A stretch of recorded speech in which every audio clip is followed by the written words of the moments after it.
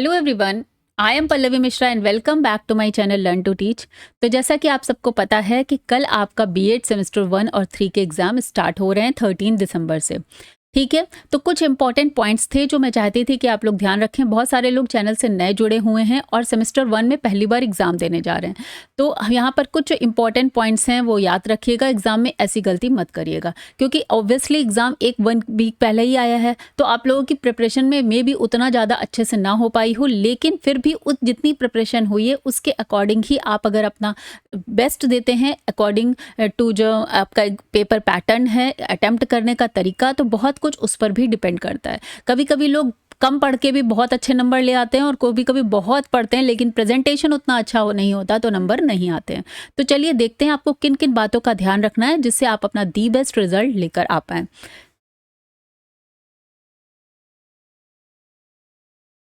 तो क्वेश्चन क्या है कि हाउ टू अटेम्प्ट पेपर। ठीक है, सबसे पहली बात जो इंपॉर्टेंट मेरे अकॉर्डिंग होती है कि आप एग्जाम सेंटर पर 20 मिनट्स पहले पहुंच जाएं। ठीक है, 20 मिनट्स पहले जब आप एग्जाम सेंटर पर पहुंच जाते हैं उसके बाद 10 टू 15 मिनट्स बिफोर आपको क्लास के अंदर एंट्री दे दी जाती है। तो आप वहां पे बैठ जाएंगे तो क्लास के इन्वायरमेंट से आप फैमिलियर हो जाते हैं, क्योंकि पहली बार एग्जाम जब देने जाते हैं सेमेस्टर 1 वाले तो थोड़ा सा स्ट्रेस होता है उनको कहीं ना कहीं। ठीक है, कि पता नहीं कैसा होगा क्या होगा, एग्जाम के प्रिपरेशन का टाइम भी नहीं मिला। तो जब आप क्लासरूम में बैठ जाते हैं तो वो एक स्ट्रेस लेवल आपका खत्म हो जाता है, आप आराम से क्लास के एनवायरनमेंट में एडजस्ट हो जाते हैं। ये हमारी ही साइकोलॉजी है, कुछ अलग नहीं है। अब क्या होगा, जब आपको कॉपी मिल जाएगी तो कॉपी पे बहुत सारी इंफॉर्मेशन आपको यहाँ पर फिल करनी होती है। ठीक है, यहाँ पर रोल नंबर, डेट, नेम, अपना सेंटर का नाम, ये सब ऑल, तो वो आप एडमिट कार्ड से देखकर सब आराम से सही तरीके से फिल कर दीजिएगा।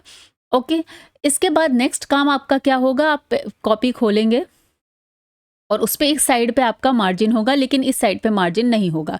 तो एक स्केल, ब्लैक पेन और एक स्केच इस तरह से लेकर जाइए और ब्लैक पेन से थोड़ी सी पतली लाइन, ऐसा नहीं कि जितनी इधर है उतनी ही इधर भी खींच दी। ठीक है, थोड़ी उससे इससे थोड़ी पतली लाइन दूसरे साइड पे बना दीजिएगा। सर पे सभी पेजों पे वो लाइन बना लीजिएगा। तो एक मार्जिन हो जाने से क्या होता है, मान लीजिए कहीं साइड का पोर्शन कुछ डैमेज होता है तो आपका आंसर कभी नहीं उससे डैमेज होगा। ठीक है, खराब नहीं होगा। तो इस तरह से लाइन आप मार्जिन हर पूरे सारे पेजेस पे बना लीजिए। तो ये सब काम आपका एग्जाम स्टार्ट होने से पहले ही हो जाएगा। ओके, इसके बाद नेक्स्ट काम क्या आएगा, जैसे ही आपको पेपर मिलेगा तो आप पेपर को पूरा पढ़ लीजिए। ठीक है, नेक्स्ट है कि पेपर पूरा पढ़ लीजिए, read all the question, section A, B, C, इस तरीके से तीनों सेक्शंस आपको देखने को मिलेंगे। ए के क्वेश्चंस कंपलसरी होते हैं 9, बी में 4 में से 1 करना है आपको और सी में भी 4 में से 1 करना है। तो एक बार जब आप पूरा पेपर ध्यान से एक सरसरी निगाह से सारे क्वेश्चंस आप पढ़ लेंगे तो उसमें जब जो क्वेश्चंस आपको आते होंगे, हो सकता है कि 1-2 क्वेश्चन ना भी आते हों। स्पेशली इन सेक्शन ए में ही प्रॉब्लम होती है, बी और सी में इतना ऑप्शन होता है कि आपको क्वेश्चन आ ही जाते हैं। बट 9 जो कंपलसरी क्वेश्चंस होते हैं स्पेशली उसमें ही होता है कि 1-2 क्वेश्चन शायद आपको ना आए। तो कोई बात नहीं, जो आने वाले जैसे ही क्वेश्चन आप पढ़ लेते हैं कि अच्छा ये भी आता है, ये भी आता है, ये भी आता है, तो क्या होता है आपका माइंड की प्रोसेसिंग स्टार्ट हो जाती है। वो स्टार्ट कर देता है कि इसको कैसे लिखेंगे, इसको कैसे लिखेंगे। तो बी से आपको जो क्वेश्चन बेस्ट आता है उसको सिलेक्ट कर लीजिए, सी से जो क्वेश्चन बेस्ट आता है उसको सिलेक्ट कर लीजिए। ठीक है, अब आपको हमेशा ध्यान रखना है कि जो सेक्शन आपको अच्छा आता है, लाइक क्वेश्चन सेक्शन ए है उसका पहला, दूसरा, तीसरा अच्छे से आता है, बट बाद के क्वेश्चंस उतने अच्छे नहीं आ रहे हैं या दो तीन बीच के हैं जो नहीं आ रहा है अच्छे, ऐसा हो रहा है, तो फिर आप सेक्शन ए से स्टार्ट करेंगे। क्यों मैं इसलिए कह रही हूँ क्योंकि आपको अटेम्प्ट सारे ही क्वेश्चन करने हैं। आप हर क्वेश्चन को अटेम्प्ट करना है, इतना आपने पढ़ लिया है, पूरे वीडियोस पढ़े हुए हैं, पूरे जितना सिलेबस है आपका। इसके बाद ये थोड़ा सा जनरल भी होता है, एजुकेशन, सोसाइटी का रोल, मीडिया का रोल, ये सारी चीज़ें। इसके अलावा हमने सारी फिलॉसफीज़ भी की हैं। इतना कर लिया है कि आप लिख पाएंगे अच्छे से, कोई भी आंसर दे पाएंगे। ओके, सो यहाँ पर सेक्शन डाल दीजिए जो भी सेक्शन आप पहले अटेम्प्ट करने जा रहे हैं और यहाँ पर बीच में उसका आंसर डाल दीजिए। आंसर नंबर 1 से 1 2 3 4 ऐसे और 1A 1B ऐसे करके। ठीक है, तो वो अपने अकॉर्डिंग आप कर लीजिएगा, वो सेक्शन और क्वेश्चन नंबर आप चेक कर लीजिएगा, क्योंकि कभी कभी थोड़ा बहुत डिफरेंस इधर उधर हो सकता है, लेकिन ऐसे ही पेपर पैटर्न सेम रहेगा, नंबर आप चेक कर लीजिएगा। ओके, तो उसके अकॉर्डिंग आप नंबर डाल दीजिए जो भी सेक्शन आप पहले करने जा रहे हैं। हमेशा आपको 2-3 पेज स्टार्टिंग के अच्छे प्रॉपर ही लिखने हैं, 3-4 भी लिखें तो वेल एंड गुड है।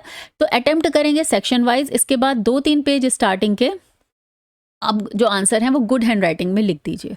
ठीक है, फ्लो चार्ट आपको तभी बनाना है जब उसकी ज़रूरत आपको लग रही है।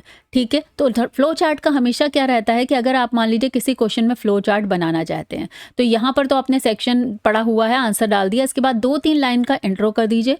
फिर उस टॉपिक जो है, जैसे नेचर या कैरेक्टरिस्टिक पूछी गई, तो नेचर कैरेक्टरिस्टिक डाल के यहाँ पर फ्लो चार्ट बनाइए। उसके बाद आप उन पॉइंट्स को एक्सप्लेन करिए।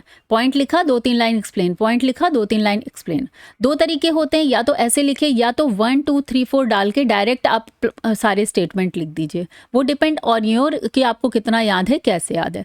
ठीक है, तो इतना पर इसमें इतना ज़्यादा पैनिक नहीं होना है, आपके आंसर लिखने होने चाहिए। नेक्स्ट क्या होता है, लॉन्ग आंसर और शॉर्ट आंसर।